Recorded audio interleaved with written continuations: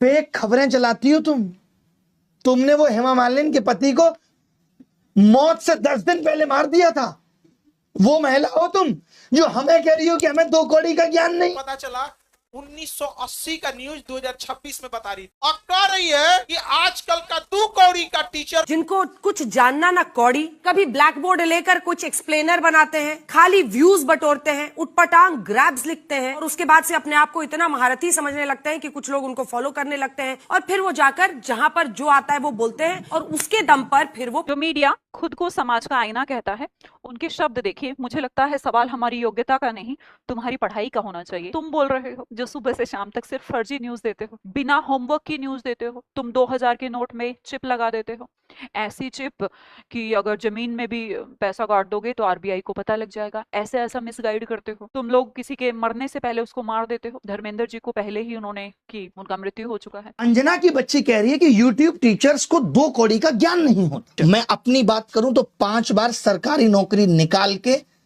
YouTube पे free पढ़ाने निकले थे और आज भी अभिनय मैथ्स ऐप खोल के देख लीजिएगा, किसी कोर्स का कोई प्राइस नहीं है। मैं एक सवाल तुमसे पूछना चाहता हूं अंजना, आप कहने लायक आप हो नहीं कि अगर यूट्यूब टीचर्स को कुछ नहीं आता तो जो लाखों बच्चे JEE NEET, SSC, bank, railway, UPSC, JEE NEET और अन्य परीक्षाएं निकाल रहे हैं, उन्हें पढ़ा कौन रहा है?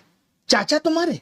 इस निर्लज्ज महिला की वजह से पूरी मीडिया कौम की क्या है, आज धज्जियां उड़ रही हैं। वो 2 कौड़ी के टीचर्स हैं, कुछ जानते हैं नहीं है, यूट्यूबर्स हैं और थोड़े से बच्चे इन्हें क्या देख लेते हैं और ये जो है आपके कुछ भी बोल देते हैं आकर के।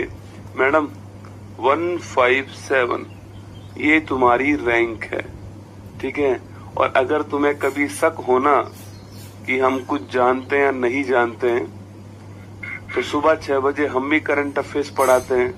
आप भी पता नहीं कौन सी करंट अफेयर्स पढ़ाती हो, एक दिन आमना सामना कर ही गया था ना। एक बार हम अभी अंजना का एक वो देख रहे थे न्यूज तो 79 और 1980 के दशक में खमैनी थे वहां पर और खोमैनी थे और अमेरिका में विवाद हो गया। तो 1980 में ना ईरान ने क्या किया था, उसके राजदूतों को गिरफ्तार कर लिया। तो अंजना ने करी ब्रेकिंग न्यूज, ईरान ने अमेरिका के राजदूतों को कब्जा कर लिया। हम देखेंगे भाई फिर कब्जा कर लिया क्या, तो पता चला 1980 का न्यूज 2026 में बता रही और कह रही है कि आजकल का 2 कौड़ी का टीचर को ज्ञान नहीं है। भाई तू अपन ज्ञान अपने पास रख। चलनी कहे सूप से बहुते छेद सूप में। पैकेट मेलोडी की कीमत तुम क्या जानो राहुल बाबू।